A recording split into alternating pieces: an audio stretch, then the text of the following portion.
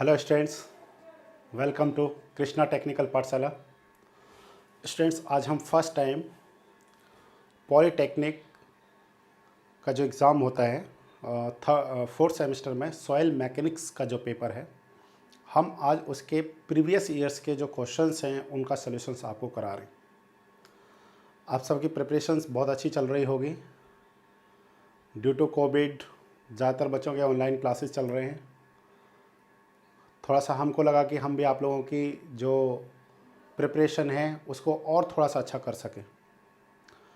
तो स्टूडेंट्स, जो अभी मैं आपको क्वेश्चन करा रहा हूँ ये 2018 का है। इसके बाद जो मेरे पास क्वेश्चन पेपर है वो 2020 का भी है।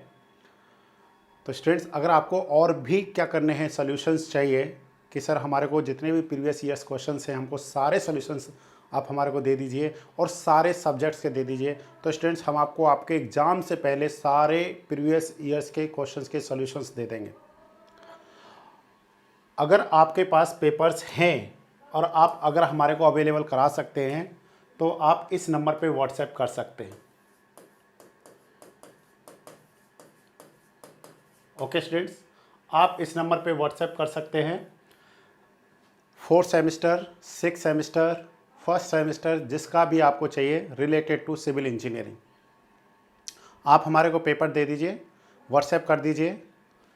विद इन वीक, उसी वीक में जिस टाइम आप पेपर दे रहे होंगे उसी वीक में आपको उसका पूरा सोल्यूशन मिल जाएगा, सारे एमसीक्यूज़ क्वेश्चंस का 1 बाय 1, और एक डिटेल सोल्यूशन मिलेगा कि इन फ्यूचर जब आप पेपर दे रहे होंगे, ठीक है, तो वहाँ से आपको जो भी क्वेश्चंस होंगे उनके सही होने की प्रोबेबिलिटी बहुत ज़्यादा होगी। स्टूडेंट्स, मेरी पूरी कोशिश रहेगी कि मैं आपको एक एक टर्म को समझाऊँ, एक एक पॉइंट को समझाऊँ, जिससे आपको अगर पॉइंट्स आते भी हैं तो और अच्छे से आपका रिवीजन हो जाए। ठीक है ना। तो हम लोग स्टार्ट करते हैं स्टूडेंट्स आज, ठीक है ना। इससे पहले हम लोग एसएससी जेईई का पढ़ा रहे हैं। हमारे मतलब बैच चल रहा है ऑलरेडी एसएससी जेईई का। तो जो भी बच्चा है इंटरेस्टेड है वो जुड़ सकता है हमसे, कोई दिक्कत नहीं उसमें। परंतु पहले हमने सेमिस्टर्स को देखना है, ठीक है ना। तो सेमिस्टर्स अगर आप अच्छे से कर लेते हैं तो डेफिनेटली फिर हमारे लिए जेईई इतना मुश्किल नहीं रहता है। कंपटीशन टफ है, सीट्स कम है इसलिए, अदरवाइज़ क्वेश्चंस बहुत टफ नहीं पूछे जाते हैं। पर वही है कि स्कोर बहुत ज़्यादा करना होता है। दैट्स वाई प्रॉब्लम यही होती है कि हम लोग इसको स्कोर नहीं कर पाते हैं। तो इन सब चीज़ों को धीरे धीरे हम लोग सॉल्व आउट करेंगे। बट पहले हमारा काम क्या है कि हम लोग पॉलीटेक्निक को अच्छे से दे पाएँ, ठीक है ना। तो उसमें हम हमारी पूरी टीम आपके साथ है। बस आप हमारे को क्वेश्चन पेपर भेज दीजिए।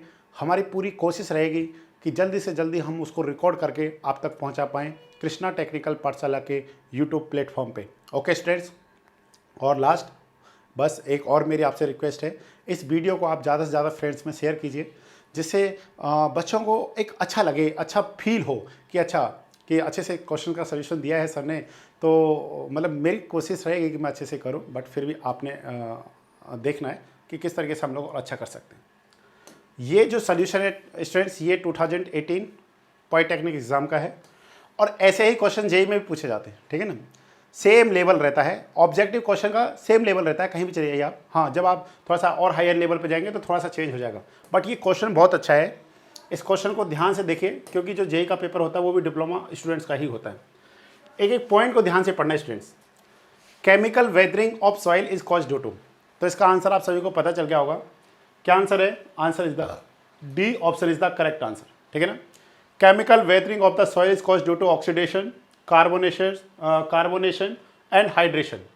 और भी हमारे पास हैं स्टेप्स, 5 स्टेप्स, हम लोग देखते हैं जो रीजन्स हैं हमारे पास जिनके कारण होता है केमिकल वेदरिंग।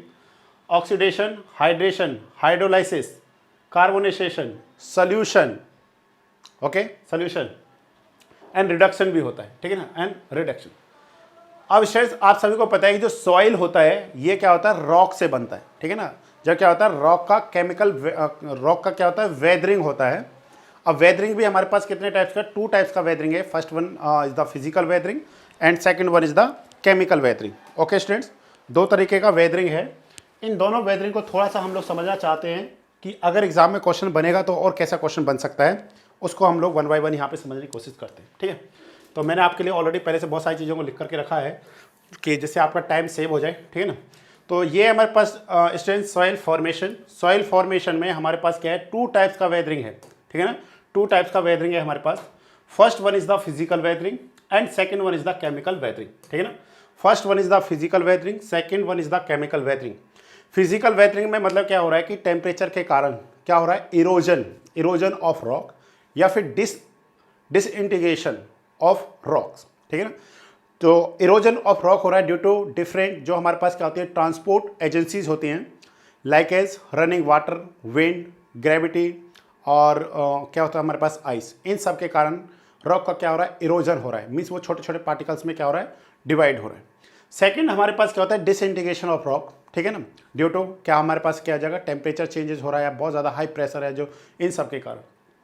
तो फिजिकल वेदरिंग में हम लोग देख रहे हैं यहाँ पे हमारे पास कौन कौन से हैं, जैसे कि हमारे पास क्या है, टेम्परेचर चेंजेस है, वेजिंग एक्शन ऑफ आइस है, अब्रेशन है, plant root growth, these are the responsible for physical weathering. And second one is the chemical weathering. Okay students, chemical weathering में फर्स्ट हमारे पास क्या है, हाइड्रेशन, ठीक है ना। हाइड्रेशन का मतलब क्या है कि वाटर के साथ क्या करके रॉक रिएक्ट कर रहा है और वहाँ पे क्या कर रहा है, हाइड्रेशन होकर के किसी अनदर केमिकल्स अनदर कंपोजिशंस को क्या कर रहा है, बना रहा है। नेक्स्ट है हमारे पास कार्बोनेसेशन। कार्बोनेसेशन का सिंपल सा मतलब होता है स्टूडेंट्स कि एटमॉस्फेयर में जो कार्बन डाइऑक्साइड होती है वो वाटर के साथ रिएक्ट करके क्या करती है, एक कार्बोनिक एसिड बनाता है और वो कार्बोनिक एसिड रॉक के साथ क्या करता है, रिएक्ट करेगा, देन वहाँ पे क्या होता है, डिकम्पोजिशन ऑफ रॉक होता है। एक पॉइंट जो आपने याद रखना है, फिजिकल वेदरिंग में जो आपको सॉइल मिलता है, ड्यू टू फिजिकल वेदरिंग जो आपको सॉइल मिलता है उसकी प्रॉपर्टी सेम रहती है पेरेंट रॉक के रिस्पेक्ट में, ठीक है ना। बट जो यहाँ पे हमारे पास ड्यू टू केमिकल वेदरिंग जो हमको सॉइल सैंपल मिलता है उसकी प्रॉपर्टीज़ क्या होती है, डिफरेंट होती है उसके पेरेंट जो रॉक से, ठीक है ना। तो दूसरा हमारे पास जैसे अगर आप देखना चाहेंगे फिजिकल वेदरिंग से जो हमको सॉइल सैंपल मिलता है उसके एग्जाम्पल क्या हो सकते हैं स्टूडेंट्स, आपको पता होने चाहिए। उसके जो एग्जाम्पल्स हैं वो है हमारे पास sand, okay, gravel, okay, sand and gravels are the example of weathering, physical weathering rock soil, okay. और जो हमारे पास डिफरेंट शेप जैसे आप देखते हैं, एंगुलर है, राउंडेड है, सब राउंडेड है, ठीक है ना, दीज आर शेप, ये भी किस में अवेलेबल होती हैं हमारे पास, फिजिकल वेदरिंग रॉक्स में हमारे को मिलती हैं। और ये सिंगल ग्रेन पार्टिकल्स होते हैं, ठीक है ना, एक पार्टिकल दूसरे पार्टिकल के बिटवीन किसी भी तरीके का कोई बॉन्ड नहीं होता। बट जब आप किस में देखेंगे, आप केमिकल वेदरिंग में देखेंगे तो इसका एग्जाम्पल हमारे पास स्टूडेंट्स क्या है, clay is the example of chemical weathering rock soil, ठीक है। तो इसमें क्या होता है, मिनरल्स डिफरेंट क्या होते हैं, मिनरल्स होते हैं, ठीक है ना। तो आपने देखा है क्ले मिनरल्स होते हैं, illite, montmorillonite and kaolinite, these are 3 minerals of clay minerals होते हैं, ठीक है ना। अब कार्बोनाइजेशन का सिंपल सा आपने मतलब समझ लिया। कार्बोनाइजेशन का मतलब है एटमॉस्फेयर में जो कार्बन डाइऑक्साइड है वो वाटर के साथ रिएक्ट करके कार्बोनिक एसिड्स बनाएगा, वो कार्बोनिक एसिड रॉक के साथ रिएक्ट करके क्या करेगा, डिकम्पोज करेगा, ठीक है ना। ये हमारे पास होता है कार्बोनाइजेशन प्रोसेस, मींस इसके थ्रू क्या हो रहा है, यहाँ पे केमिकल रिएक्शंस हो रही है। नेक्स्ट हमारे पास क्या है स्टूडेंट्स, ऑक्सीडेशन। ऑक्सीडेशन में क्या है, जो ऑक्सीजन है वो क्या करता है, रॉक के साथ क्या करेगा, रिएक्ट करेगा। जैसे आपने एग्जाम्पल ही देखा है, rusting of iron is example of oxidation, yes और नो। नेक्स्ट है हमारे पास सोल्यूशन। सोल्यूशन का मतलब क्या है कि एक हमारे पास जो मिनरल्स हैं, जो रॉक के मिनरल्स हैं, डिफरेंट मिनरल्स हैं, वो सब मिलकर के क्या करेंगे, एक सोल्यूशन तैयार करेंगे और एक डिफरेंट टाइप्स का क्या बनाएंगे, सॉइल बनाएंगे, ठीक है। इस टाइप का जो हमारे पास है। नेक्स्ट है हाइड्रोलाइसिस।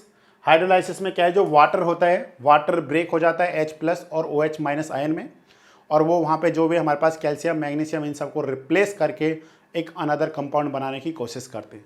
तो these are the process including in the chemical weathering, ठीक है ना। Hydration, carbonisation, oxidation, solution, hydrolysis, ये हमारे पास पार्ट है किसके, केमिकल वेदरिंग के। और जो हमारे पास क्या था, फिजिकल वेदरिंग में हम लोग इन चीज़ों को स्टडी करते हैं, ठीक है। नेक्स्ट हमारे पास है स्टूडेंट्स, एक होता है जियोलॉजिकल साइकिल। अगर आपसे ये क्वेश्चन आ जाए नेक्स्ट एग्जाम में पूछा जा सकता है कि जियोलॉजिकल साइकिल का ऑर्डर क्या होता है। पहला हमारा काम क्या है स्टूडेंट्स, फर्स्ट होता है वेदरिंग। वेदरिंग का मतलब है यहाँ पे इरोजन और disintegration of the rocks due to physical and chemical weathering के कारण। नेक्स्ट होता है ट्रांसपोर्टेशन। अब हमने देखा कि कोई भी रॉक है वो ब्रेक हो चुका है बहुत छोटे छोटे पार्टिकल्स में, देन हमारे पास क्या होती है, बहुत सारी ट्रांसपोर्ट एजेंसीज हैं, जैसे कि रनिंग वाटर, रिवर वाटर है, स्टिल वाटर जैसे लेक है, या फिर हमारे पास क्या है, ग्रेविटी है, विंड है, हाँ ये ग्लेशियर्स है। These are the transport agencies. इन सब के थ्रू जो सॉइल होता है एक जगह से दूसरी तरफ जाता है, उसको हम लोग क्या बोलते हैं, ट्रांसपोर्टेड सॉइल बोलते हैं। रेसिडुअल सॉइल कौन सा होता है? वो सॉइल जो जहाँ पे उसका फॉर्मेशन होता है वहाँ पे ही वो अवेलेबल होता है, ठीक है, उसको हम लोग बोलते हैं रेसिडुअल सॉइल। और एक होता है ट्रांसपोर्टेड सॉइल। तो पहले क्या होगा, हमारे पास जो रॉक है वो डिसइंटीग्रेट हो चुका है, डिसइंटीग्रेशन हो चुका है उसका, देन ट्रांसपोर्ट एजेंसीज के थ्रू वो एक प्लेस से दूसरे प्लेस पे जाकर के पहुंच गए। देन है हमारे पास डिकम्पोजिशन, मतलब वो वहां पे जाकर के सेट होने लगे, ठीक है ना, डिकम्पोज होने लगते हैं। देन क्या होगा, अपहीवल। अपहीवल का मतलब होता है उथल पुथल, हिंदी में क्या बोलते हैं इसको, उथल पुथल होता है। देन फिर से क्या होता है, सेम इस जो ये साइकिल है ये इस मतलब क्या करता है, ऑर्डर को फॉलो करता है, ठीक है ना। सबसे पहले क्या होगा स्टेट, सबसे पहले वेदरिंग होगा, then transportation, then deposition, then क्या होगा अपहीवल, फिर से क्या हो जाएगा हमारे पास वेदरिंग होगा। और ये इस तरीके का साइकिल यहाँ पे कंप्लीटली क्या करता है, वर्क करता रहता है। इसको हम लोग बोलते हैं जियोलॉजिकल साइकिल, ठीक है ना, जियोलॉजिकल साइकिल। तो ये पॉइंट आपको अच्छे से क्लियर हो गया होगा। जियोलॉजिकल साइकिल है, केमिकल वेदरिंग है, तो ये पॉइंट्स आपको क्या हो गए, अच्छे से क्लियर हो गए। तो बोलिए हमारे पास क्या है, chemical weathering of soil is caused due to oxidation, carbonisation, hydration, hydrolysis, solution. These क्या होते हैं, रीजन्स होते हैं जिसके कारण क्या होता है, केमिकल वेदरिंग होता है। तो आप सभी को ये क्वेश्चन क्लियर हो गया होगा। इसका आंसर आएगा D option is correct. Next question देखते हैं स्टूडेंट्स हम लोग। अब इस क्वेश्चन का आंसर बताइए आप। Loess is silty clay formed by the action of, ठीक है ना। तो यहाँ पे दे रखा water, glaciers, wind and gravitational force. Answer is the wind, ठीक है ना। आंसर इसका क्या आएगा स्टूडेंट्स, आंसर आएगा इसका विंड। अब हम लोग देखना चाहते हैं कि these all are the transport agencies, yes और no, these all are the transport agencies. तो इन सब के कारण अपना अपना क्या है, डिपोजिशंस होता है। जैसे वाटर ट्रांसपोर्टेड बाय वाटर, तो उस टाइप के सॉइल को हम लोग क्या बोलेंगे, ट्रांसपोर्टेड बाय ग्रेविटी, उस सॉइल को हम लोग क्या बोलेंगे, transported by wind, transported by ये हमारे पास हो गया ग्लेशियर्स। तो इसको समझने के लिए स्टूडेंट्स एक टेबल है हमारे पास, आपने इस टेबल को याद रखना है। इससे बाहर कभी भी कोई क्वेश्चन किसी भी एग्जाम में नहीं पूछा जाता है। आप चाहे कोई भी एग्जाम दीजिए, चाहे आप डिप्लोमा का दीजिए, एसएससी का दीजिए, किसी का भी दीजिए, कहीं से भी लाइए, ठीक है। तो आप इसको 1 बाय 1 अच्छे से पढ़ने की कोशिश कीजिए, ठीक है। क्या है हमारे पास, according to transport agencies soil are classified, ठीक है ना। अकॉर्डिंग टू ट्रांसपोर्ट एजेंसीज, जो सॉइल को हमने क्या किया है, क्लासीफाई किया गया है, वो डिफरेंट कैटेगरीज में किया गया है। First one is the alluvial deposits, okay, first one is the alluvial deposits. तो ये कौन से हमारे पास होती है, दीज डिपोजिट्स आर मतलब क्या है, transported by river water. River water कैसा वाटर होता है स्टेट्स, रनिंग वाटर होता है, ठीक है ना। क्या है हमारे पास, रनिंग वाटर। नेक्स्ट है हमारे पास लेकेस्ट्राइन डिपोजिट्स, ठीक है। तो इसमें कौन सी ट्रांसपोर्ट एजेंसी का यूज होता है, जैसे lake water, and lake water कैसा होता है, स्टिल वाटर होता है। अब आप याद रखने के लिए याद रख सकते हैं LAC लेक, यहाँ पे क्या LAKE लेक। तो इसको एग्जाम में काफ़ी बार पूछा जाता है, इसलिए आप याद रख सकते हैं। Next one is the marine deposits. इसका आंसर क्या होगा, मरीन डिपोजिट्स का क्या होगा, deposited by sea water, yes और no, deposited by sea water. Next हमारे पास क्या है, एओलिन डिपोजिट्स। एओलिन डिपोजिट्स का क्या आंसर आएगा, इसका हमारे पास होगा transported by wind, okay, transported by wind. जो एओलिन सॉइल होता है ये क्या होता है, ट्रांसपोर्टेड बाय विंड होता है। नेक्स्ट है glacier deposits, transported by ice, okay. Next हम लोग देखना चाह रहे हैं, जो क्वेश्चन था हमारे पास वो था loess is an aeolian soil, yes और no, loess is an aeolian soil, और aeolian soil are transported by wind, yes और no, aeolian soil transported by wind. तो आपको क्लियर हो गया, जो लोएस सॉइल हैं वो किसके थ्रू होंगे, वो हमारे पास एयर के थ्रू होंगे, ठीक है ना। एयर कहिए या फिर आप विंड कह सकते हैं, ठीक है। They are formed in arid and semi arid regions. जो लोएस सॉइल होते हैं जनरली कहाँ पे होगा, arid and semi arid region, Rajasthan में आप इसके एग्जांपल्स देख सकते हैं, ठीक है। They have low density, okay, they have low density and high compressibility, bearing capacity of such soil is very low, permeability in vertical direction is very large. तो ये सम इंपॉर्टेंट पॉइंट्स हैं जो आपको याद रखने रिलेटेड टू लोएस, ठीक है ना, लोएसेस। नेक्स्ट है हमारे पास कोलोवियल सॉइल, ठीक है ना, कोलोवियल सॉइल या फिर टेलस, ट्रांसपोर्टेड बाय क्या होता है, ग्रेविटी होता है।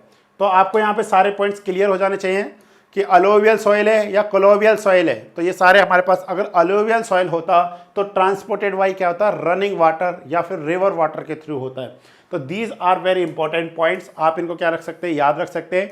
ये वन लाइनर पॉइंट्स है और बहुत हेल्पफुल होंगे। जैसे इस बार हमारे से क्या पूछ लिया, लोएस के बारे में पूछ लिया, अगली बार वो आपसे क्या पूछ सकते हैं, अलोवियल सॉइल पूछ सकते हैं, कोलोवियल सॉइल पूछ सकते हैं, टेलस पूछ सकते हैं, एओलियन पूछ सकते हैं, या फिर लैकोस्टाइन पूछ सकते हैं, मरीन सॉइल पूछ सकते हैं, कोई भी आपसे पूछा जा सकता है, ठीक है ना। तो ये पॉइंट्स हमने क्या रखने, याद रखने। नेक्स्ट क्वेश्चन देखते हैं हम लोग स्टूडेंट्स। तो इसका आंसर आपको क्लियर हो गया, loess is silty clay formed by the action of wind. Next question देखते हैं। अब इस क्वेश्चन का आप आंसर बताइए, the soil which contain finest grain particle is. तो आप सभी को पता है इसका आंसर हमारे पास क्या होगा स्टूडेंट्स, क्ले। क्ले का जो साइज होगा, जो ग्रेन पार्टिकल्स है, वो सबसे क्या होता है, फाइन होता है, मतलब सबसे कम होता है। तो मैं आपको यहाँ पे बताना चाहता हूँ, ध्यान से देखिए, इसको हम लोग थोड़ा सा समझना चाहते हैं, ठीक है। तो देखिए, जो हमारे पास सॉइल है, सॉइल को हम लोग दो तरीके से देखते हैं। एक तो हमारे पास होता है कोर्स ग्रेन सॉइल, ठीक है, coarse grain, okay, coarse grain soil. And second जो हमारे पास है, second one is the fine grain soil, okay, fine grain soil, okay, fine grain soil, fine grain soil. Coarse grain soil में अब हमारे को कैसे पता चलेगा कि कौन सा सॉइल कोर्स ग्रेन सॉइल है और कौन सा सॉइल फाइन ग्रेन सॉइल है। तो हम लोग क्या करते हैं, एक हमारे पास सीव होता है, 75 माइक्रोन सीव होता है। कौन सा सीव है हमारे पास स्टूडेंट्स, 75 माइक्रोन सीव को हम लोग देखेंगे। और हम लोग देखते हैं अगर हमारे पास क्या है, मोर देन 50%, ध्यान से देखिए, मोर देन 50% क्या करता है, रिटेन करता है। क्या करता है स्टूडेंट्स, रिटेन करता है ऑन 75 माइक्रोन सीव। तो इस टाइप के सॉइल को हम लोग क्या कहेंगे, कोर्स ग्रेन सॉइल कहेंगे। अगर हमारे पास क्या करता है स्टूडेंट्स, मोर than 50% passing through, okay, passing through 75 micron सीव, तो इसको हम लोग क्या कहेंगे, फाइन ग्रेन सॉइल कहेंगे। क्लियर हो गया पॉइंट। अगर मोर देन 50% से ज़्यादा रिटेन करता है तो कोर्स ग्रेन सॉइल, मोर देन 50% से ज़्यादा पास करता है ऑन 75 माइक्रोन से, तो उसको हम लोग क्या कहेंगे, फाइन ग्रेन सॉइल कहेंगे। नेक्स्ट हमने देखना है स्टूडेंट, जो कोर्स ग्रेन सॉइल है, इसमें हमने देखना होता है जो हमारे पास सीव है, सीव है हमारे पास कौन सा, 4.75 mm सीव को हम लोग देख रहे हैं, ठीक है ना। कौन सा सीव है हमारे पास, 4.75 mm सीव। अब हमारे पास सेम, फिर हम लोग इस सॉइल को आगे फर्दर टू पार्ट्स में क्या कर रहे हैं, क्लासीफाई कर रहे हैं। First one is the gravel, okay, gravel, इसका हमारे पास नोटेशन क्या होता है, capital G. Second one is the sand, yes और नो, सैंड को हम लोग डिनोट करते हैं कैपिटल एस से। अब सेम कंडीशन क्या है, हम लोगों को देखना है 4.75 पे, मीन्स मोर देन 50% पार्टिकल्स क्या कर रहे हैं, रिटेन, ठीक है, retain, retain on 4.75 mm sieve, then this type soil is known as the gravel.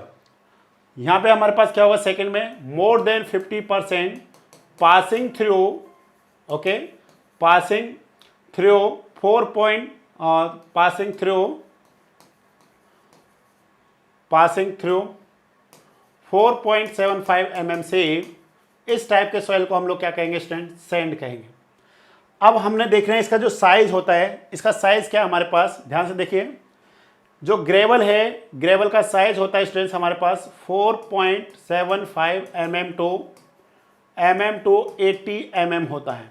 कितना होता है हमारे पास, 4.75 टू 80 mm होता है। इसका सिंपल सा मतलब क्या हुआ, ग्रेवल भी टू टाइप्स का होता है। एक होता है हमारे पास coarse gravel, okay, coarse gravel, और सेकंड जो हमारे पास है वो है हमारे पास fine gravel, okay, fine gravel.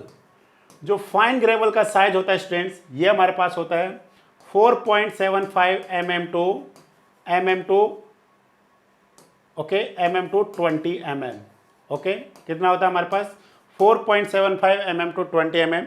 और जो कोर्स ग्रेवल का साइज होता है स्टूडेंट्स, वो हमारे पास क्या होता है, ध्यान से देखिए, ये हमारे पास साइज होगा आपका 20 mm to, okay, 20 mm to 80 mm। ये हमारे पास साइज होता है किसका, कोर्स ग्रेवल का। तो इस तरीके से हम लोगों ने ग्रेवल का देख लिया। सेम एज वेल एज क्या होगा हमारे पास सैंड, सैंड में हमारे पास 3 तरीके का सैंड होता है। कौन कौन सा सैंड होगा, ध्यान से देखिए। First one is the coarse sand, second one is the medium sand and third one is the fine sand. Okay, coarse sand, medium sand, fine sand. Fine sand का जो साइज होता है ये हमारे पास होता है 425 माइक्रोन टू 75 माइक्रोन। ओके, जो हमारे पास मीडियम सैंड होता है इसका होता है 2 mm टू, ठीक है, ये हो जाएगा हमारे पास 2 mm टू 425 माइक्रोन। ये हमारे पास साइज किसका है, मीडियम सैंड का है। एंड जो हमारे पास कोर्स सैंड होता है इसका साइज क्या हो जाएगा हमारे पास 4.75 mm टू कितना हो गया हमारे पास 2 mm। ये हमारे पास किसका साइज है, सैंड का साइज है। अब हम लोग नेक्स्ट देख रहे हैं स्टूडेंट्स, यहाँ पे फाइन ग्रेन सॉइल जो होता है ये हमारे पास 2 टाइप्स का है, ठीक है ना, 2 टाइप्स का है। इसमें कौन कौन से हमारे पास टाइप हैं, first one is the silt and second one is the clay. Okay, तो हम लोगों को देखना है जो सिल्ट का साइज है हमारे पास, सिल्ट का साइज होता है 2 माइक्रोन टू 75 माइक्रोन। यस और no, 2 micron to 75 micron is the size of the silt and size of जो क्ले होता है ये हमारे पास क्या होगा स्टूडेंट्स, लेस देन 2 माइक्रोन। तो लेस देन 2 माइक्रोन जो साइज होता है कोलाइडल पार्टिकल्स, ठीक है ना, तो वो हमारे पास किसका होता है, क्ले का होता है। Clay is formed by chemical weathering. ये पॉइंट आपने क्या रखना है स्टूडेंट्स, याद रखना है, clay is formed by chemical weathering. Okay, तो अब आप देख सकते हैं किसी भी सॉइल का जो साइज होगा वो सबसे कम किसका है, बोलिए, सबसे कम जो हमारे पास है फाइनेस्ट, ठीक है, ग्रेन पार्टिकल्स, वो हमारे पास किसका हो जाएगा, क्ले का हो जाएगा। अब देखिए एक आपने ऑर्डर याद रखना है, अगर आपसे और भी क्या क्वेश्चन पूछा जा सकता है, जैसे हमारे पास सबसे बड़ा साइज किसका होता है, बल्डर्स का होता है, बल्डर्स। देन हमारे पास क्या होता है, कबल्स। देन हमारे पास क्या होता है, ग्रेवल्स। ओके, नेक्स्ट हमारे पास क्या है स्टूडेंट, सैंड। नेक्स्ट हमारे पास क्या है, सैंड के बाद हमारे पास क्या आएगा, boulders, cobbles, gravels, sand, silt and last जो हमारे पास होगा क्ले। ये हमारे पास, अब आप इनका सबका साइज देख सकते हैं। क्ले का साइज जो होगा हमारे पास वो हमारे पास क्या होगा, लेस देन 2 माइक्रोन क्ले का साइज होता है। सिल्ट का जो साइज होगा हमारे पास ये होता है हमारे पास 2 माइक्रोन टू 75 माइक्रोन होता है। ओके, जब आप क्लासिफिकेशन ऑफ सॉइल में पढ़ते हैं तो सिल्ट को भी हम लोग 3 पार्ट्स में देखते हैं, course silt, medium silt and fine silt. Course silt का जो साइज होता है ये 75 माइक्रोन टू 20 माइक्रोन होता है, medium silt 20 micron to 10 micron, और जो फाइन सिल्ट होता है 2 माइक्रोन टू 10 माइक्रोन होता है, ठीक है ना। तो इस तरीके से सैंड। नेक्स्ट है हमारे पास सैंड, हम लोगों ने ऑलरेडी देखा 3 पार्ट्स में था। ये हमारे पास हो गया 4.75 to 4.75 mm to 75 micron. Yes और no. Next one is the gravel. Gravel का साइज है हमारे पास 80 mm टू 4.75 mm। यस और no, 4.75 mm। Last next one is the cobbles, 300 mm to 80 mm। Yes और no. And last one is the boulders, इसका size होगा greater than 300 mm। तो देखिए साइज से रिलेटेड जो भी क्वेश्चन पूछा जाएगा आप इजीली बता सकते हैं कि क्या वैल्यू रही होगी। नेक्स्ट देखते हैं हम लोग स्टूडेंट्स। नेक्स्ट क्वेश्चन है क्वेश्चन नंबर 4। इसका आंसर बताइए फास्ट, ठीक है, आपने इसका आंसर पता होना चाहिए। Maximum size of clay particle is. अब इन्होंने देखिए दिक्कत यहाँ पे क्या है कि इन्होंने हमारे को साइज के बारे में नहीं दिया है कि हमारे पास क्या रहा होगा। तो maximum size of clay particles क्या होगा, तो अभी हम लोगों ने देखा कि जो क्ले साइज है, क्ले साइज हमारे पास क्या है, clay size less than 2 micron. तो कहने का सिंपल सा मतलब क्या होगा स्टूडेंट्स, अगर आप देखेंगे तो यहाँ पे क्ले का साइज मैक्सिमम कितना हो सकता है, मैक्सिमम इक्वल टू 2 माइक्रोन हो सकता है, लेस देन है ना इससे, तो मैक्सिमम कितना हो सकता है, 2 माइक्रोन के इक्विवेलेंट हो सकता है, इससे कम नहीं होगा, ठीक है। तो इसमें थोड़ा सा क्वेश्चन में जैसे इन्होंने अब माइक्रोन शो नहीं किया है तो इसलिए इसमें क्लियरली नहीं बता सकते हैं कि विच ऑप्शन इज करेक्ट, ठीक है ना। वैसे होना क्या चाहिए 2 माइक्रोन। तो इस केस में हम लोग क्या करेंगे, डी पे जाएंगे, नन ऑफ द एबव, क्योंकि डायमेंशंस देते तो हम लोग क्लियरली पता कर पाते वहाँ पे। नेक्स्ट क्वेश्चन है स्टूडेंट्स, इस क्वेश्चन का आंसर दीजिए। ये हमारे पास क्वेश्चन है the ratio of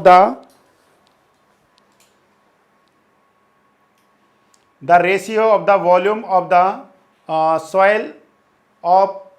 soil solids, volume of void to the volume of soil solids. तो ये हमारे पास क्या होगा, तो ध्यान से देखिए यहाँ पे एक एक को हम लोग देखना चाहते हैं स्टूडेंट्स। फर्स्ट हमारे को क्वेश्चन में दे रखा है V, okay, volume of void to the volume of solid, soil solids, मतलब VS।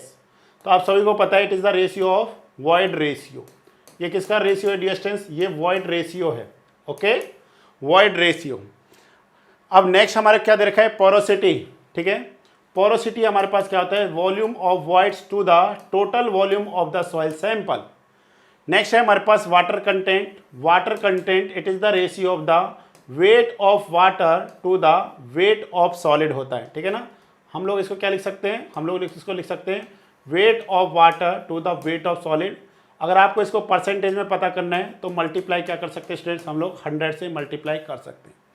Next one is the specific gravity. Specific gravity it is denoted bye G, bracket में S भी लगा देते हैं इस तरीके से, ये specific gravity of soil solids, ठीक है ना। तो इसे हम लोग क्या कहेंगे?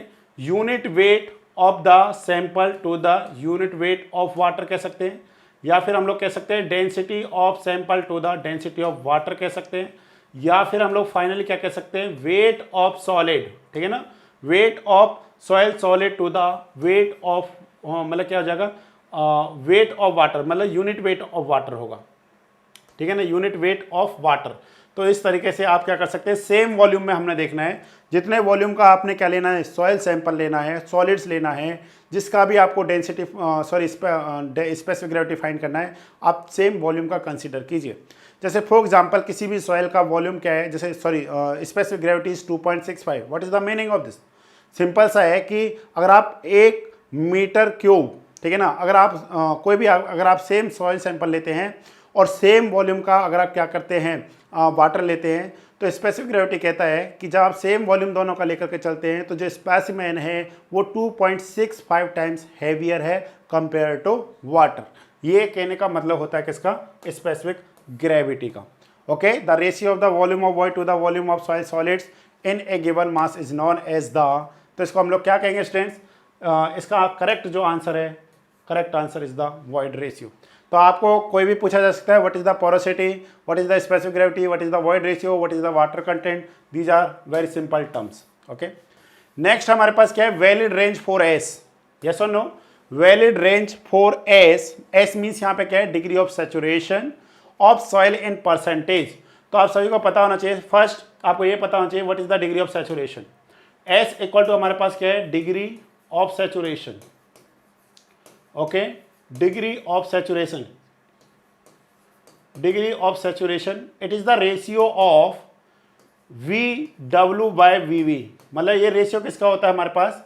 Volume of water to the volume of voids, yes और नो? अब इसका वैल्यू देखिए, S इक्वल टू 1 हो सकता है इन case of soil is fully saturated, yes और नो? अगर हमारे पास क्या है स्टूडेंट? सॉइल फुली सैचुरेटेड है, उस केस में S का वैल्यू क्या होगा? हमारे पास 1 होगा। S इक्वल टू 0 भी हो सकता है इन केस, ठीक है ना, इन case of soil is fully oven dried soil, ठीक है ना, fully oven dried soil, okay. और जो S का वैल्यू है ये क्या हो सकता है? 0 से ज़्यादा और 1 से कम हो सकता है। ये किस केस में होगा? इन case of soil is partially saturated, okay, partially saturated। तो ये पॉइंट आप क्या रख सकते हैं? याद रख सकते हैं students. S equal to degree of saturation, S equal to 1 in case of soil is fully saturated, S equal to 0 in case of soil fully oven dried, और S इक्वल टू जो हमारे पास इस रेंज को हम लोगों ने देख लेना है कि ये कब होगा हमारे पास? In case of soil is partially saturated. तो कहने का मतलब क्या हुआ? अगर स्टूडेंट्स देखिए आप परसेंटेज में देखेंगे, ठीक है ना, परसेंटेज में ऑलरेडी उन्होंने लिख करके दिया है, तो आप जब परसेंटेज में देखेंगे तो ये कितना हो जाएगा हमारे पास? 100, ये हो जाएगा 0, और इसका वैल्यू कितना हो जाएगा? इस तरीके से हो जाएगा। तो इसका कहने का मतलब है कि S का वैल्यू 0 हो सकता है, यस हो सकता है। S का वैल्यू मैक्सिमम कितना हो सकता है? 100 हो सकता है। तो ये हमारे पास एक इंपॉर्टेंट रिजल्ट है, ठीक है। तो इसका आंसर आ जाएगा D option is the correct answer. तो सभी स्टूडेंट्स को पता होना चाहिए अच्छे से। नेक्स्ट देखिए, void ratio of a soil mass can. जो वॉइड रेशियो का वैल्यू है वो हमारे पास क्या हो सकता है? नेक्स्ट है हमारे पास वॉइड रेशियो पे सॉइल मास कैन। तो कोई भी हमारे पास सॉइल मास है उसका हम लोगों को क्या देखना है, वॉइड रेशियो देखना है कि वॉइड रेशियो का वैल्यू क्या रहेगा हमारे पास। तो देखिए void ratio it is denoted by E. सबसे पहले आपको ये पता होना चाहिए कि वॉइड रेशियो क्या है। Void ratio it is denoted by E is the void ratio, it is the ratio of the volume of void to the volume of solid. Yes और no, volume of voids to the volume of solid. अब आप खुद सोचिए, सबसे पहले आपको पता होना चाहिए सॉइल हमारे पास क्या है। सॉइल जो है हमारे पास it is a mixture, okay, it is a mixture of solid, liquid and gas. तो लिक्विड में हम लोग किसको स्टडी करते हैं स्टूडेंट्स, वाटर को, और गैस में हमने किसको कंसिडर करना है यहाँ पे, एयर को। ये देखिए इन तीनों का जो मिक्सचर है उसको हम लोग सॉइल बोलते हैं। अगर सिर्फ सॉलिड रहेगा तो उसे रॉक कहेंगे, लिक्विड एयर को हम लोग कुछ भी कभी भी सॉइल नहीं कह सकते हैं। सिंपल सा जो हमारे पास वीवी है, वीवी जो हमारे पास है volume of voids, it is the sum of volume of air plus volume of water. अब आप खुद सोचिए, अगर इन्होंने बोला पहला ऑप्शन, देखिए पहला हम लोग इस ऑप्शन की बात कर रहे हैं, बी मतलब वॉइड रेशियो पे soil mass can be zero. अगर ये जीरो हो गया इसका मतलब क्या है, ई इक्वल टू जीरो कब हो सकता है students, E equal to zero तभी हो सकता है जब V B equal to zero है। क्या सॉइल के केस में V B equal to zero हो सकता है क्या, नो। रीजन, क्योंकि फिर वो सॉइल की जो डेफिनेशन है उसको फुलफिल नहीं करेगा। Soil it is a mixture of solid, liquid and gas. अगर आप लिक्विड गैस को ही हटा देंगे तो सॉलिड को मैं सॉइल नहीं कह सकता, मींस ई का वैल्यू कभी भी क्या नहीं हो सकता है, जीरो नहीं हो सकता है। Okay, never be greater than unity.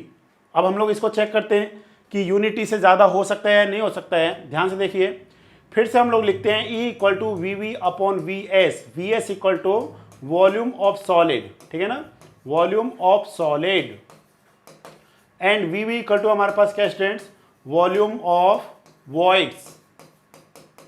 Okay, volume of voids is the V V S is the volume of solid. अब आप खुद सोचिए, क्या V V equal to V S क्या हो सकता है, यस हो सकता है, क्यों नहीं हो सकता है, बिल्कुल हो सकता है। जितना उसमें क्या होगा, लूज सॉइल के केस में आप देखिए, अगर वेरी लूज सॉइल है तो वहाँ पे बहुत ज़्यादा वॉइड्स होते हैं। जैसे आप कहीं पे भी क्या करते हैं, कोई भी फिलिंग करते हैं, कोई भी एम्बैंकमेंट बना रहे हैं, आपने सॉइल को जाकर के गिरा दिया, देन आप उसको कंपैक्ट करते हैं तो उसका थिकनेस बहुत कम हो जाता है। इसका मतलब क्या हुआ कि उसमें वॉइड्स बहुत ज़्यादा है, यस और नो, उसमें वॉइड्स ज़्यादा हैं। अगर वॉइड्स ज़्यादा हैं तो वॉल्यूम भी क्या है, ज़्यादा है। तो सिंपली मैं कह सकता हूँ इस बात को कि ई का जो वैल्यू है, इसका रेंज प्लीज़ रिमेंबर, इसका रेंज ये होता है हमारे पास ई ग्रेटर देन जीरो, यस और नो। इसका जो रेंज है ई ग्रेटर देन जीरो। अब ई ग्रेटर देन जीरो इसका मतलब क्या है, ई का वैल्यू 1 से भी ज़्यादा होता है, यस होता है, ठीक है ना। तो never be greater than unity, तो ये ऑप्शन भी क्या हो गया हमारे पास, गलत हो गया। ये ऑप्शन भी गलत है। अगर 1 और 2 गलत है तो डी, तो अब इसका आंसर क्या आएगा हमारे पास, डी ऑप्शन आएगा, ठीक है ना। Void ratio of a soil mass can be, क्या होगा हमारे पास, ग्रेटर देन यूनिटी हो सकता है। ग्रेटर देन क्या होगा, जीरो। यहाँ पे क्या आना चाहिए था, बी जीरो की जगह पे greater, okay, greater than zero. अब ये ऑप्शन क्या होता, सही होता। Otherwise which option is correct, D option is correct student, okay. इस तरीके से हमारे पास आएगा। नेक्स्ट क्वेश्चन देखिए, क्वेश्चन नंबर 8। क्वेश्चन नंबर 8 का आंसर देखिए ध्यान से, select the correct range of the density index, yes और नो। डेंसिटी इंडेक्स हम लोग क्या बोलते हैं इसको, आई डी बोलते हैं, ठीक है ना। डेंसिटी इंडेक्स कह सकते हैं या फिर डिग्री ऑफ कंपैक्टनेस भी कह सकते हैं आप इसको, ठीक है ना। और ये हम लोग जनरली किस सॉइल के लिए पता करते हैं, cohesion less soil, okay. Cohesion less soil के लिए हम लोग क्या करते हैं, आईडी का वैल्यू लेते हैं, कोहेजन लेस सॉइल। और दूसरा हमारे पास क्या आता है, कोर्स ग्रेन सॉइल के रिस्पेक्ट में हम लोग आईडी का वैल्यू देखते हैं। अब हमारे पास होता क्या है, आईडी इक्वल टू, इसका फॉर्मूला है हमारे पास परसेंटेज में, अगर आप देखेंगे, ई max minus E natural upon हमारे पास क्या होगा स्टूडेंट्स, ई मैक्स माइनस ई मेन होता है, okay. E max minus E natural upon E max minus E main. What is the E max, E max का मतलब हो गया, देखिए ई मैक्स का मतलब है वॉइड रेशियो का ज़्यादा होना। तो वॉइड रेशियो किस टाइप की सॉइल में हो गए, हमारे पास 3 टाइप्स ऑफ सॉइल है। First one is the loosest soil, second one is the densest soil, मतलब बहुत ज़्यादा डेंस है, मीन्स पार्टिकल एक पार्टिकल के दूसरे के साथ में है, क्लोजर फॉर्म में है। और third one is the natural. Natural का मतलब है कि आप ग्राउंड में जाइए, वहाँ से एक मतलब क्या कीजिए, जा करके थोड़ा सा सॉइल सैंपल ले लीजिए, उसको हम लोग बोलते हैं नेचुरल। जो उसमें वॉइड रेशियो होगा वो हमारे पास नेचुरल वॉइड रेशियो होगा, ठीक है ना। तो ध्यान से देखिए इसको, ई max minus E natural divide में ई max minus E main, multiply कितना हो जाएगा 100। अब हमसे उन्होंने पूछा है रेंज, रेंज क्या होगा, तो ध्यान से देने की कोशिश करिए। If E natural equal to हमारे पास क्या हो जाए, ई मैक्स के इक्वलेंट हो। If E natural equal to E max, then बोलिए ये वैल्यू किसके इक्वलेंट हो जाएगा, तो इस केस में जो हमारे पास हो गया I D equal to 0, yes और no, I D T equivalent 0, E max minus E max, तो 0 minus 0, 0 by anything equal to 0, तो ये हमारे को ध्यान रखना है। नेक्स्ट है हमारे पास if E natural equal to हमारे पास क्या हो जाए, ई मिन के इक्वलेंट हो, तो देन हमारे पास क्या होगा, देखिए E max minus E natural equal to E min, E max minus E min upon E max minus E min, denominator numerator both are same, अगर सेम है तो एक दूसरे को कैंसिल कर देंगे, 1 मल्टीप्लाई 100 इक्वल टू 100, यस और no. I D अगर आप परसेंटेज में जब देख रहे हैं हम लोग, तो ये हो गया 100, तो इसका मतलब क्या है कि जो आई डी का वैल्यू है ये हमारे पास क्या होगा स्टूडेंट्स, इसका वैल्यू 1 और हमारे पास क्या होगा 0, इस रेंज में क्या करता है, लाई करता है, ओके।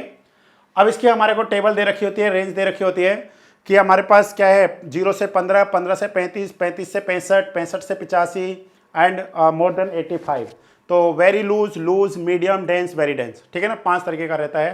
तो इसलिए हम लोग इसको क्या रख सकते हैं, याद रख सकते हैं। और भी हमारे पास फॉर्मूलेज होते हैं इसके फाइंड करने के, ठीक है ना। आप ऐसे देख सकते हैं, आपने देखा होगा गामा डी का फॉर्मूला क्या होता है, ड्राई डेंसिटी, तो ड्राई यूनिट वेट जी गामा डब्लू अपॉन क्या होता है 1 प्लस ई के इक्वल होता है।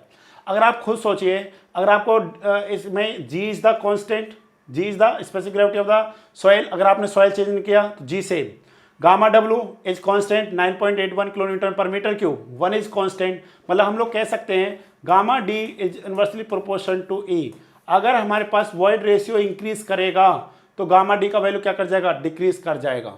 तो इसका मतलब क्या हुआ कि मैं ऐसा लिख सकता हूँ क्या, ई मैक्स किस चीज़ को रिप्रेजेंट कर रहा होगा, 1 अपॉन गामा डी मिन को रिप्रेजेंट करेगा, यस और नो।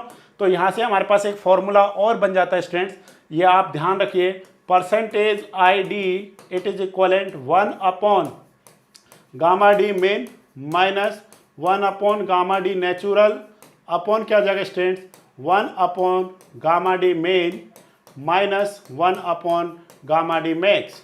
तो आप by help of this result भी क्या कर सकते हैं, फाइंड कर सकते हैं किसका वैल्यू, गामा डी का वैल्यू, सॉरी आई डी का वैल्यू। तो इस तरीके से हम लोग फाइंड करते हैं। तो ये हमारे पास फॉर्मूलाज हैं। आपको रेंज क्लियर हो गया, रेंज क्या होगा हमारे पास, select the correct answer using the density index, I D equal to I D greater than 0, I D greater than equal to 0, I D का वैल्यू 0 से 1 के बीच में है, एंड डी ऑप्शन। तो which option is correct, D option is correct, okay. इस तरीके से हम लोग करें।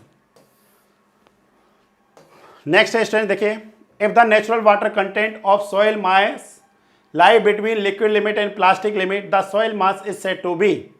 अगर हमारे पास क्या कर रहे हैं, लिक्विड लिमिट और प्लास्टिक लिमिट के बीच में लाई कर रहा है, तो उसको हम लोग क्या कहेंगे, प्लास्टिक स्टेट। एक minute, if the natural water content of soil mass lies between liquid limit and plastic, okay, liquid limit and plastic के बीच में है, तो हम लोग उसको क्या कहेंगे, लिक्विड स्टेट, और plastic state, semi solid state या सॉलिड स्टेट। क्वेश्चन ही इन्होंने दूसरे तरीके से पूछ लिया है, ठीक है ना। क्वेश्चन में क्या देना चाहिए था उनको, लिक्विड स्टेट और प्लास्टिक स्टेट में, तो फिर हम लोग उसको कौन सी लिमिट बोलते हैं, सॉइल मास, ठीक है। तो अब हम लोग देख लेते हैं, थोड़ा सा इसको समझने की कोशिश करते हैं। देखिए ध्यान से, ये हमारे पास एक कंसिस्टेंसी, हमारे पास क्या है, कंसिस्टेंसी कर्व है। तो आप इसमें जब देखेंगे तो हमारे को एक इस तरीके का मिलता है कंसिस्टेंसी कर्व, लाइक दिस। तो ये देखिए, ये हमारे पास यहाँ पे जो लिमिट है, this is the WS, okay, this one is the WP and this one is the WL, yes और नो, WL। ये वाला जो हमारे पास स्टेट है, this state is the liquid state, okay, liquid state. ये हमारे पास हो गया plastic state, okay, plastic state, ये हो गया हमारे पास semi solid state, okay, semi solid state, and this one is the solid state, okay, solid state, solid state, semi solid state, plastic state and liquid state. अगर हमारे पास natural content कहाँ पे लाई कर रहा है, देखिए नेचुरल कंटेंट हमारे पास किसके बीच में लाई कर रहा है, ध्यान से देखिए, liquid limit and plastic limit के बीच में लाई कर रहा है, तो उसे हम लोग क्या कहेंगे स्टूडेंट्स, उसको प्लास्टिक स्टेज कहेंगे। क्या कहेंगे उसको, प्लास्टिक स्टेट कहेंगे। लिक्विड लिमिट और प्लास्टिक लिमिट के बीच में अगर वाटर कंटेंट, तो ये किस किस के बिटवीन होता है, ये भी आपको पता होना चाहिए। कंसिस्टेंसी कर्व बिटवीन होता है हमारे पास वॉल्यूम ऑफ सॉइल सैंपल, ठीक है, और ये हमारे पास क्या है, वाटर कंटेंट। इस कर्व को हम लोग क्या बोलते हैं, वाटर कंटेंट।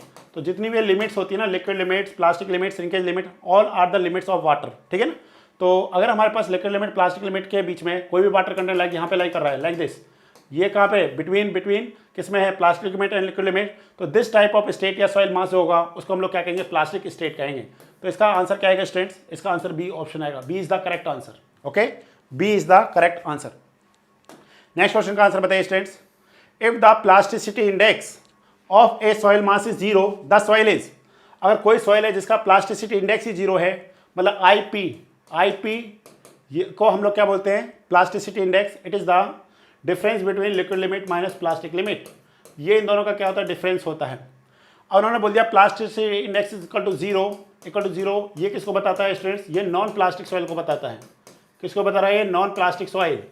अब नॉन प्लास्टिक सॉइल कौन सा होगा हमारे पास, sand is a non plastic soil, ठीक है ना, सैंड जो हमारे पास है, sand is a non plastic soil, ठीक है ना, नॉन प्लास्टिक सॉइल। तो इसको हमने क्या रखना है, याद रखना है, नॉन प्लास्टिक सॉइल। अब आपने एक पॉइंट और ध्यान देना है, जो सिल्ट है ना, सिल्ट में भी हमने 3 साइज पढ़े थे, याद कीजिए, मीडियम सिल्ट, ओके, सॉरी क्या पढ़े थे हमने, course silt, medium silt and fine silt, yes और नो। तो आप ध्यान दीजिए, जो फाइन सिल्ट होता है ना, फाइन सिल्ट ही सिर्फ किसको रिप्रेजेंट करता है, पार्शियली प्लास्टिसिटी को क्या करता है, शो करता है। परंतु अगर आप कोर्स सिल्ट को देखेंगे तो कोर्स सिल्ट कभी भी किसको शो नहीं करती है, प्लास्टिसिटी को शो नहीं करती है। फाइन सैंड और जो कोर्स सिल्ट होता है ये प्लास्टिसिटी को शो नहीं करते हैं। आपने सॉइल में पढ़ा होगा cohesion less, sorry quick sand condition. जो क्विक सैंड कंडीशन होता है वो किस में होता है, quick sand condition generally occur in fine sand and course silt. अगर वहाँ पे बताइए, अगर वहाँ पे कोहेजन होता तो वहाँ पे कभी भी क्विक सैंड कंडीशन पॉसिबल नहीं होती। तो इसीलिए आपको याद रखना है, कभी भी कोर्स सिल्ट प्लास्टिसिटी को शो नहीं करता है, जो फाइन सिल्ट होता है वो प्लास्टिसिटी को शो कर रहा होता है, क्योंकि उसका साइज किसके नियर अबाउट होता है, क्ले के अबाउट होता है। और clay is a pure plastic soil, ठीक है ना। प्लास्टिक का मतलब है कि उस सॉइल को आप क्या कर सकते हैं, किसी भी फॉर्म में क्या कर सकते हैं, कन्वर्ट कर सकते हैं, ठीक है ना। जैसे आपको कुछ भी बनाना है, कुछ भी करना है, तो हम लोग उसमें क्या करते हैं, क्ले, ठीक है। तो इसका आंसर आ जाएगा हमारे पास स्टूडेंट्स, इसका correct answer is the D, ठीक है ना। अब इन्होंने सिल्ट की बात की है, कौन सा सिल्ट, फाइन सिल्ट भी तो हो सकता है ना, तो इसका करेक्ट आंसर आएगा हमारे पास डी, ठीक है।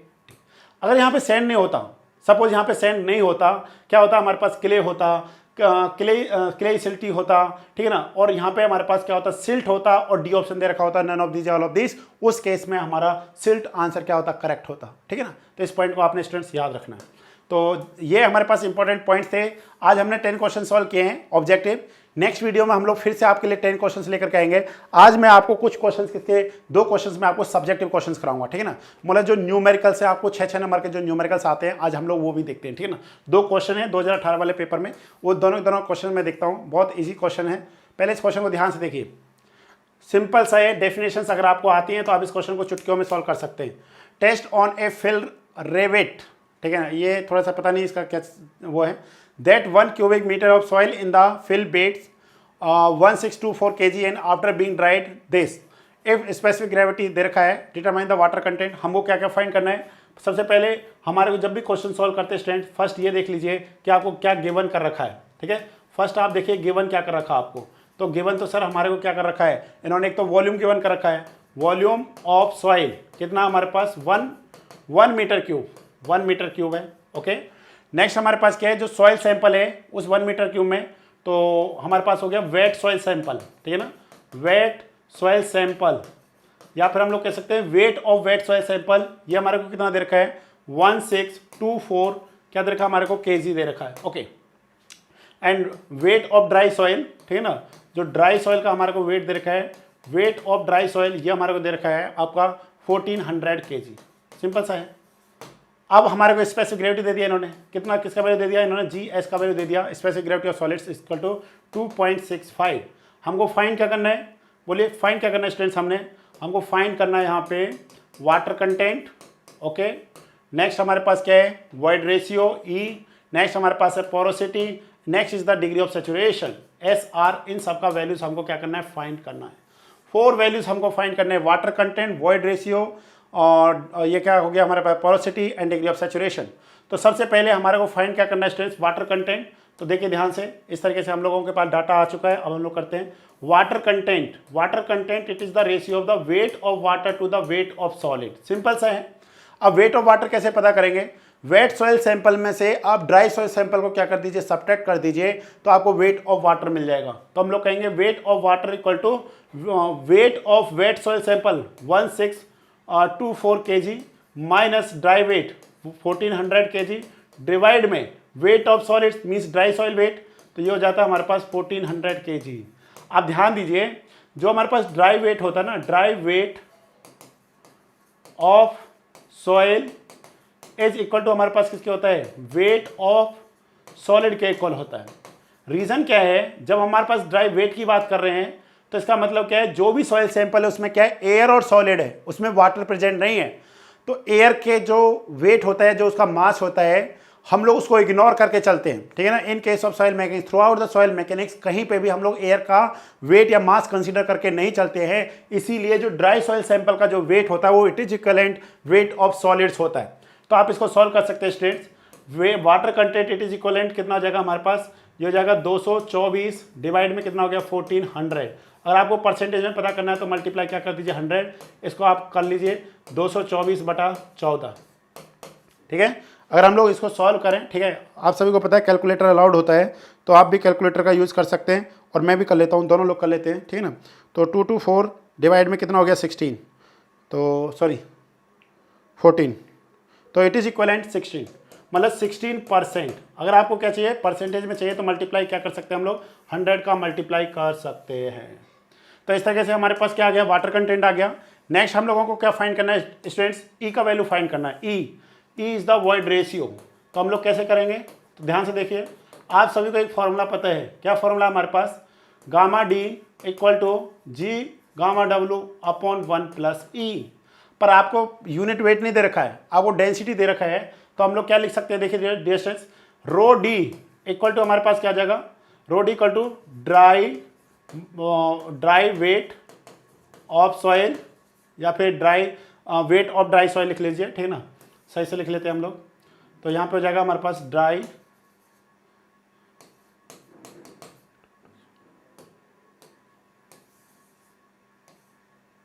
ठीक weight of dry soil to the volume of soil. तो हमारे को क्या दे रखा है स्टूडेंट्स, ये दे दिया 1400 केजी, यस और नो, डिवाइड में वॉल्यूम कितना है 1 मीटर क्यूब। तो रो डी का वैल्यू कितना हो जाएगा students, rho D equal to हो गया 1400 केजी पर मीटर क्यूब, यस और नो, 1400 केजी पर मीटर क्यूब। अब आप सभी को पता है रो डब्ल्यू का वैल्यू क्या होता है, रो डब्ल्यू इक्वल टू 1000 केजी पर मीटर क्यूब होता है, और क्या होता है हमारे पास 1 ग्राम पर सीसी होता है, यस और नो। अगर आप ग्राम पर सेंटीमीटर क्यूब में देखेंगे तो 1 होगा, केजी पर मीटर क्यूब में देखेंगे तो 1000 होगा। अगर आप रो डब्ल्यू की बात करेंगे तो ये कितना हो जाएगा 9.81 किलो न्यूटन पर मीटर क्यूब। ये हमारे पास रिजल्ट्स होते हैं, ठीक है ना। इन रिजल्ट्स को हमने क्या करना है, यूज़ करना है। देखिए सारे रिजल्ट्स यूज़ करते चलिए, आंसर बहुत जल्दी आ जाएगा। हम लोग लिख रहे हैं यहाँ पे क्या, rho D equal to G rho W upon 1+E। Rho D का वैल्यू कितना है हमारे पास, rho D equal to 1400 KG पर metre cube, it equivalent G is the 2.65 multiply में 1000 केजी पर मीटर क्यूब, यस और नो, केजी पर मीटर क्यूब अपॉन में हमारे पास क्या होगा स्टूडेंट्स 1+E। तो फाइनली हम लोग क्या कहेंगे, 2 जीरो से 2 जीरो कैंसिल हो जाएगी, एक पॉइंट से एक ये कैंसिल हो गया। तो हम लोग यहाँ पे कह रहे हैं 1+E इक्वल टू 26.5 डिवाइड में 14। तो आप इसको करिए सॉल्व।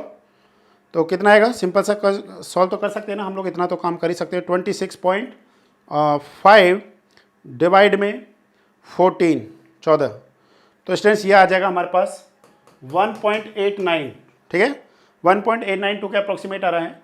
तो what is the E equal to 1.89 minus 1, it is equal 0.89। Calculation mistake हो सकता है, ठीक है ना, आप चेक करिए। वैसे पूरी कोशिश रहेगी हमारी कि वो कैलकुलेशन भी गलत ना हो, ठीक है ना।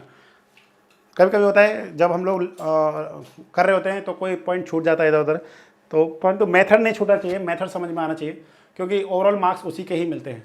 टीचर भी समझता है कि बच्चे से कहीं मिस्टेक हो गया कैलकुलेशन में, ठीक है ना, क्योंकि चीटिंग भी करेगा तो मेथड ही पूरा ही चीटिंग होगा ना। तो इस पॉइंट को हमने क्या रखना है, याद रखना है। अब हमारे पास क्या आ गया स्टूडेंट्स, ई का वैल्यू आ गया, ठीक है ना, ई का वैल्यू आ गया, डब्ल्यू का वैल्यू आ गया। अब हमारे को किसका वैल्यू पता करना है,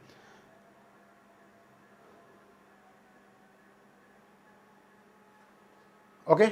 अब हमें किसका वैल्यू पता करना है, देखिए ध्यान से। पोरोसिटी, पोरोसिटी इक्वल टू क्या होता है स्टूडेंट्स, ई अपॉन क्या हमारे पास, porosity equal to E upon 1 plus E, it is equal to the porosity.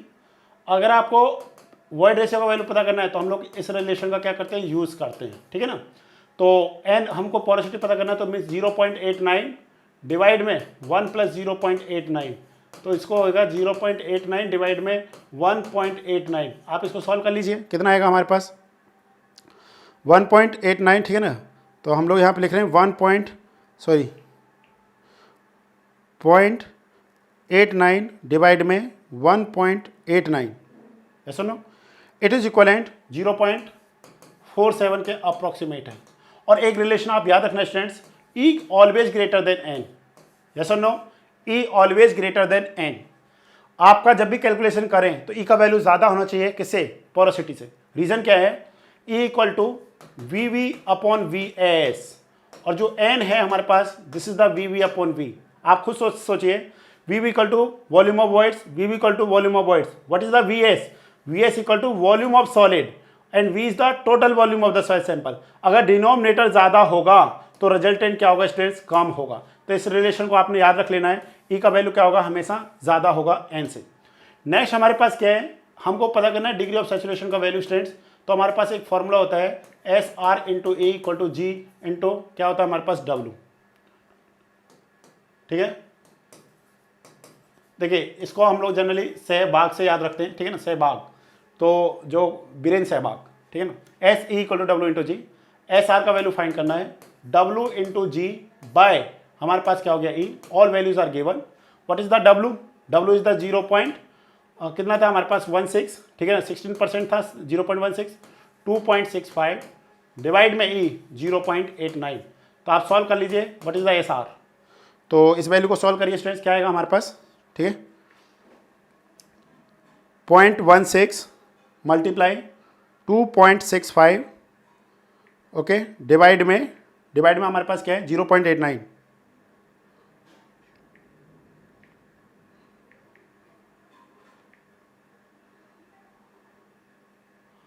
ये भी जब आप सॉल्व कर रहे हैं ना तो अप्रोक्सीमेट कितना आ रहा है, 0.47 के अप्रोक्सीमेट आ रहा है, 0.47, ठीक है ना। ये वैल्यू किसके इक्विवेलेंट आ जा रही है, 0.4764 के अप्रोक्सीमेट आ रही है। तो आप इसको चेक कर सकते हैं। दीज आर द 4 रिजल्ट्स, ठीक है, दीज आर द 4 रिजल्ट। आपने इन सारे रिजल्ट्स को क्या कर लिया, फाइंड कर लिया। इसलिए 6 से 7 नंबर का क्वेश्चन था और आपको अच्छा भी लगा होगा कि हमने सारे पॉइंट्सों को यहाँ पे सीखने की क्या की कोशिश की है। नेक्स्ट देखते हैं नेक्स्ट क्वेश्चन। इस क्वेश्चन का आंसर बताइए स्टूडेंट्स। देखिए अब हम लोग इस क्वेश्चन को सॉल्व करते हैं, बहुत सिंपल क्वेश्चन है। ऐसे क्वेश्चंस हमारे हर एग्जाम में पूछे जाते हैं। जब भी आप कोई भी एग्जाम देंगे, डिप्लोमा पास करने के बाद जेई का देंगे, एसडीओ का देंगे, आप जब बीटेक कर लेंगे, सारा कुछ देंगे, तो वहाँ पे बच्चे ऐसे ही क्वेश्चन आते हैं, बिल्कुल सिंपल से क्वेश्चन आते हैं। एक एक पॉइंट को हमने यहाँ पे क्या करना है, समझना। ध्यान से देखिए, सारे पॉइंटों को समझाने की कोशिश करूँगा मैं आपको। देखिए सबसे पहले soil sample was tested, constant head, कौन सा हेड है, कॉन्स्टेंट हेड। तो सबसे पहले बताइए जो कॉन्स्टेंट हेड पर मीटर होता है किस टाइप की सॉइल के लिए होता है, it is applicable for coarse cohesionless soil, ठीक है ना, कोहेजनलेस नहीं, कोर्स ग्रेन सॉइल। किसके लिए एप्लीकेबल है स्टूडेंट्स, ये हमारे पास है कोर्स ग्रेन सॉइल के लिए एप्लीकेबल है। तो एग्जाम में काफी बार पूछा जाता है, ठीक है ना। एक सेकंड रुकिए, थोड़ा सा मैं इसको छोटा कर देता हूँ, जिससे थोड़ा सा ना अब करते हैं, देखते हैं। ठीक है। ओ शिट, ओके, कोई दिक्कत नहीं।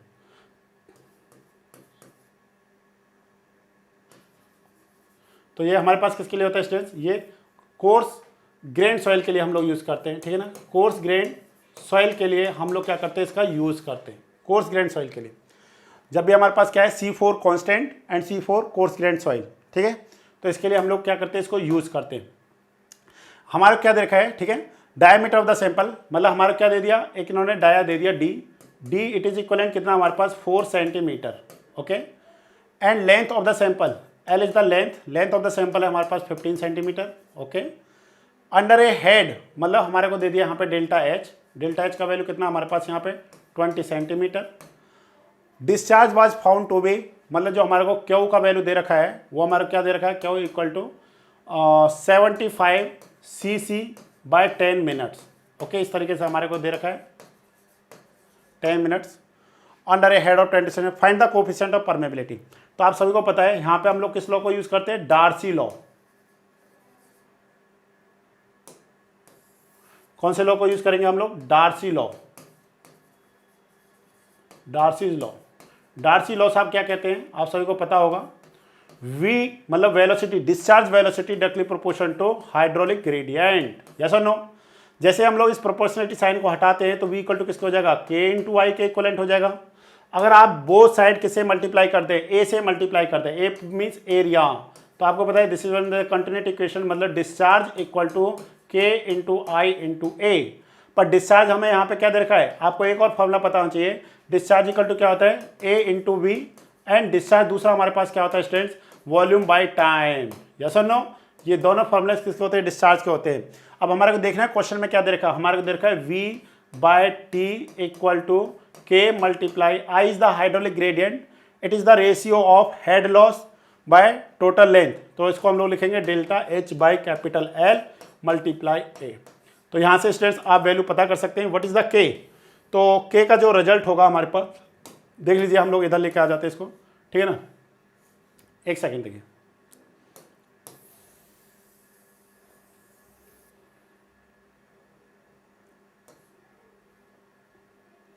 ओके, तो यहाँ पे देखिए हमारे पास क्या रिलेशन हो जाएगा, व्हाट इज द K, थोड़ा सा इधर ही करते हैं, ठीक है, कोई दिक्कत नहीं। तो यहाँ पे देखिए what is the K equal to हो जाएगा हमारे पास V multiply L upon T multiply delta H multiply में A is the area, A is the मतलब क्रॉस सेक्शन एरिया। तो कैसा होगा हमारे पास, पाई बाई 4 इंटू क्या हो जाएगा, D स्क्वायर होगा। समझ लिए सैंपल कुछ इस तरीके का है, लाइक दिस, ओके। सैंपल हमारे पास इस तरीके का है, इसमें से हम लोग क्या कर रहे हैं, वाटर पास करा है लाइक दिस। इसका जो लेंथ है, लेंथ ऑफ द सैंपल वो हमारे पास कितना है, 15 सेंटीमीटर, ओके। लेंथ जो हमारे पास है ये कितना हमारे पास स्टूडेंट 15 सेंटीमीटर, और जो डाया है, डाया इज द 4 सेंटीमीटर, ठीक है, डाया इज द 4 सेंटीमीटर। अब हम लोग देख रहे हैं यहाँ पे सारी वैल्यूज पुट कर दीजिए। V का वैल्यू कितना दे रखा है, वॉल्यूम है हमारे पास स्टूडेंट्स 75 cc, ओके।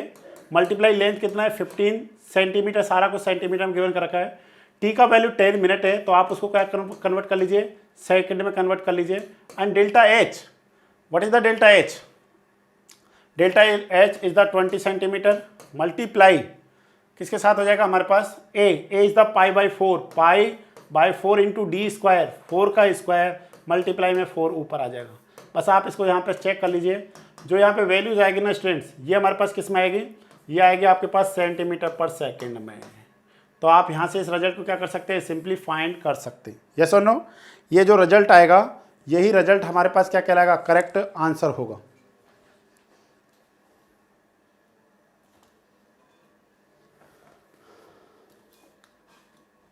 तो इसको सॉल्व कर लेते हैं, सारा वैल्यूज गिवन कर रखा है, ठीक है ना, सिंपल सा है। कैलकुलेशन करने में तो कोई भी दिक्कत नहीं होती किसी भी स्टूडेंट्स को, क्योंकि उसमें तो सिर्फ क्या है, तो देखिए आंसर क्या होगा, 75 मल्टीप्लाई 15 मल्टीप्लाई 4, ओके, डिवाइड